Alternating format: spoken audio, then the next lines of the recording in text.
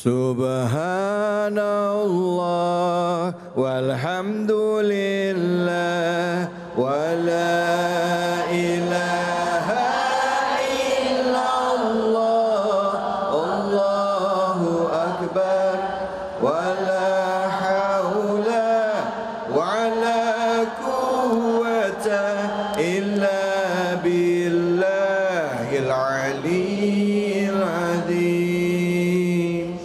Subhanallah walhamdulillah wala ilaha illallah wallahu akbar wala haula wala quwwata illa billahil aliyyil azim.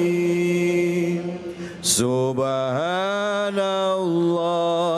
walhamdulillah wala ilaha illallah wallahu akbar wala haula wala quwwata illa billahil aliyyil azim. Sallu ala Nabi Muhammad.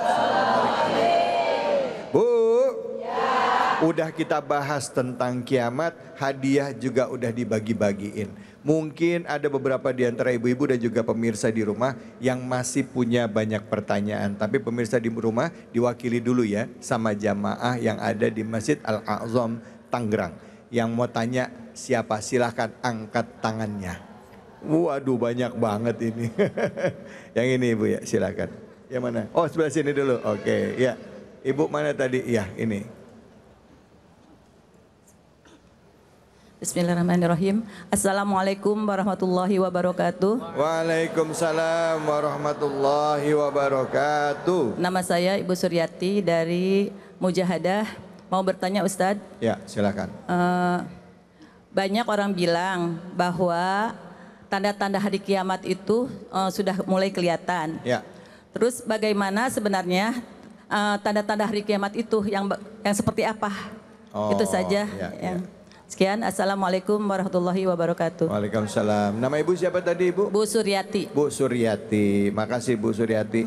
Emang yang ibu fahamin tanda-tanda kiamat kayak gimana?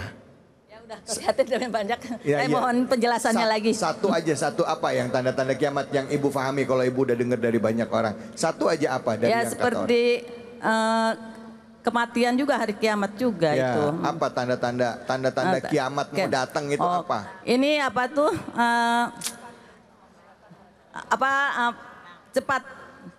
Cepat sekali hari itu, hari cepat sekali. Waktu itu berjalan dengan cepat. Ya. Oh gitu. Oke, Ya. baik. Ya, kita tanya sama guru kita ya. Bagaimana apa saja tanda-tanda kiamat yang disampaikan oleh Rasulullah SAW, termasuk juga tanda-tanda kiamat yang disebutkan dalam Quran. Silakan Ustaz Taufik, fadhol. Bismillah. Alamatul kiamah, ya, tanda-tanda kiamat. Dalam satu hadis yang cukup panjang disampaikan di antaranya dikatakan antalidal amatu rabbataha. Ketika seorang ibu melahirkan majikannya. Saya sampaikan yang sangat familiar keadaannya ya sekarang ini, dan ini sudah terjadi, Ibu. Ada seorang ibu melahirkan majikan. Maksudnya gimana? Maksudnya Ustaz? bagaimana? Maksudnya gimana? Nah, ini yang akan kita lihat. Sekarang berapa banyak seorang anak yang dengan entengnya memerintah ibunya. Gampang kan, mau sekolah, "Mah, anterin." Berangkat. "Mah, di mana?" "Jemput." Jemput. Bahkan itu yang namanya pakaiannya, kemudian cuci bajunya, urusin sepatunya, bahkan PR-nya yang ngerjain siapa? Ibunya itu. Apalagi kalau PR hitung-hitungan. Emang ibunya perhitungan dia. Subhanallah. Nah, itu salah satu tanda yang sekarang sudah nampak. Ya, jadi hati-hati. Mohon maaf kalau ibu mengatakan, "Saya kan sayang sama anak, Ustadz." Ya enggak apa-apalah, disuruh jemput anak, saya berangkat. Anak nyuruh saya ini, saya lakukan. Mohon maaf, Ibu sayang sama anak, ibu melakukan apa yang anak inginkan, tapi yang punya anak siapa? Anak milik siapa? Allah. Allah. Allah enggak ridho, ibu Allah enggak suka. Contoh, ini mic kalau saya banting, mic-nya marah enggak? Mic-nya enggak. Yang marah siapa? Yang punya mic. Punya marah itu, yang punya mic marah. Ustaz David bisa marah itu. Bisa-bisa saya nggak muncul lagi di sini. Nah, itulah perumpamaannya. Jadi mungkin kita sebagai orang tua enggak apa-apa, tapi enggak mendidik ibu. Makanya itu salah satu tanda kiamat yang ada. Kemudian apalagi? Subhanallah, wanitanya lebih banyak daripada laki-laki. Makanya di mana-mana ngaji isinya perempuan, ibu-ibu. Subhanallah. Di mana-mana ibu-ibu. Mau kajian temanya jomblo, banyak perempuan. Nenek-nenek lagi yang datang. Subhanallah. Ya. Oke, baik Ustaz. Nah, jadi itu di antara tandanya dan masih banyak lagi. Masih banyak tapi lagi. itu yang ada di sekitar kita. Syukran. Baik, afwan. Wallahu yubariku fikum. Baik, terima kasih banyak Ustaz. Bu Suryati, kalau dijelasin tanda-tandanya banyak, cuman durasinya nggak cukup. Silakan, pertanyaan selanjutnya angkat tangannya. Siapa yang mau nanya?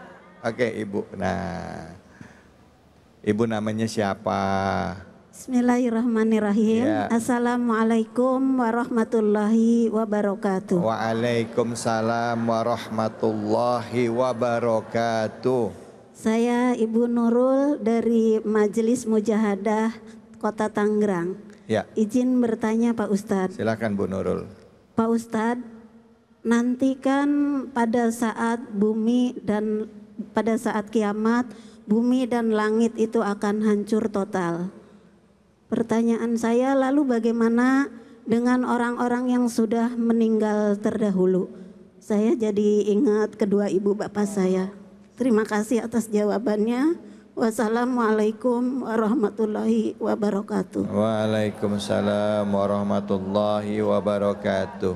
Kita sayang dengan orang tua kita sayang dengan orang tuanya, termasuk juga orang-orang yang telah mendahului kita. Pada saat kiamat bagaimana kalau datangnya sekarang? Mereka kan udah dikubur, ya. Nah, itu gimana pada saat bumi, langit, dan alam semesta ini dihancurkan, ya. Kalau di dalam bahasa ilmiah ada expanding universe, ada sinking universe. Nah, ini kita nggak usah ngomong ke sains deh Ustaz. Ceritanya ini tentang orang tuanya. Gimana nasib orang tuanya pada saat itu terjadi? Kan udah meninggal, ya silahkan. Baik, menjawab pertanyaan Ibu siapa namanya? Ibu Nurul. Mudah-mudahan orang-orang tua kita yang telah meninggal dunia Allah kategorikan sebagai husnul khatimah. Memang kalau sudah kiamat datang, Allah Subhanahu wa taala akan membangkitkan kita semuanya, termasuk orang-orang terdahulu yang soleh maupun tidak soleh yang udah meninggal dunia. Makanya dinamakan Yaumul Ba'ats. Yaumul Ba'ats itu adalah hari kebangkitan. Ada satu kitab yang dikarang oleh Syekh Muhammad Sa'id Ramadan Al-Buti, nama kitabnya Al-Hikam Al-Ataiyah fi Syarhi wa Tahlil. Jadi setiap kita itu Bu sebenarnya bakal hidup di 5 alam. Ada alam ruh, udah kita lewatin, alam rahim, alam dunia, alam barzah, alam akhirat. Nah, nanti kiamat itu kan masuk ke dalam kategori alam akhirat. Semuanya bakal dibangkitkan dan tidak ada satupun manusia yang luput daripada kebangkitannya. Nah, apakah kita ingat dengan orang tua kita? Tentu tidak. Lihat di dalam surah Abasa dikatakan yauma yafirul mar'u min akhihi wa ummihi wa abihi wa sahibatihi wa bani. Jadi semuanya udah mikirin amal sendiri-sendiri. Suami boro-boro mikirin bini. Ya ilaha illallah. Kadang bini baru meninggal 7 hari, besoknya coba bukan saya yang jawab ya tuh. Itu padahal baru, mohon maaf Ustaz David, baru sebentar di dunia. Bagaimana nanti di akhirat udah nggak ingat sama kita. Anak Bu, maaf ya sekarang misalkan, maaf Ustaz David, kita cinta banget sama anak kita.